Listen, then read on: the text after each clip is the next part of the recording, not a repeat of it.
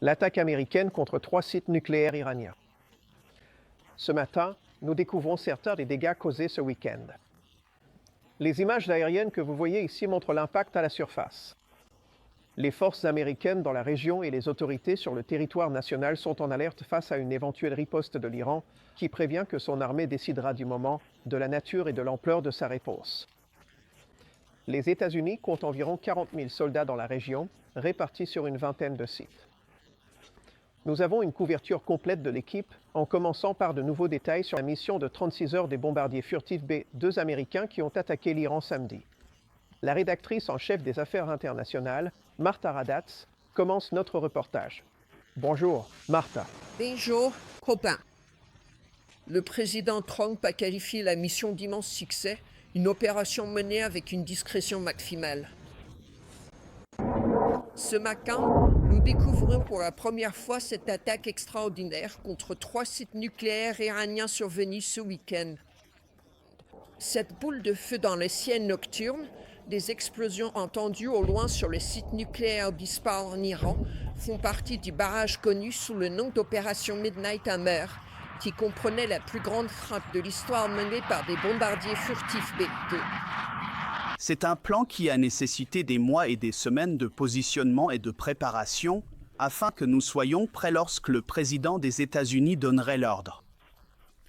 L'opération a été menée dans le plus grand secret, débutant à minuit samedi matin. Environ une douzaine de bombardiers B-2 décollés de la base aérienne de Whitman, dans le Missouri, environ la moitié d'entre eux se dirigeant vers l'ouest en direction de Guam, ce dont les mouvements étaient traçables. C'était Hammer. Cet autre, ceux dont les transpondeurs étaient éteints et les communications radio réduites au minimum, nous décollait peu de temps après, en direction de l'Iran. Le vol de 18 heures vers l'Iran, comprenant un ravitaillement en vol et un soutien aérien. Les B-2 ont rejoint des avions d'escorte et de soutien lors d'une manœuvre complexe, minutée à la seconde près, nécessitant une synchronisation parfaite entre plusieurs plateformes dans un espace aérien restreint, le tout avec des communications minimales. Vers 17 heures, quart de l'Est, samedi, un sous-marin américain a lancé 2 douzaines de missiles de croisière Tomahawk sur des infrastructures de service quai du site nucléaire d'Isfahan. À 18h40, heure de l'Est, la mission de 25 minutes dans l'espace aérien iranien commence. Les chasseurs américains interviennent pour protéger les B-2 contre d'éventuels missiles ennemis et avions de combat, tandis que les B-2 larguent des bombes massives à ordnance pénétrateur de 13 600 kg, également appelées MOP ou Bunker Buster, sur l'installation d'enrichissement nucléaire la plus complexe d'Iran, Fordow. Les experts affirment que ce site est creusé à au moins 90 mètres sous la surface d'une montagne rocheuse et renforcée avec du béton. C'est la première fois que ces bombes sont utilisées lors d'une frappe. Les autres bombardiers ont ensuite frappé leur cible également, avec un total de 14 MOP largués sur 2 zones nucléaires ciblées. Ces images satellites avant et après montrent la destruction sur les sites visés, ce qui semble être des dégâts considérables à Isfahan.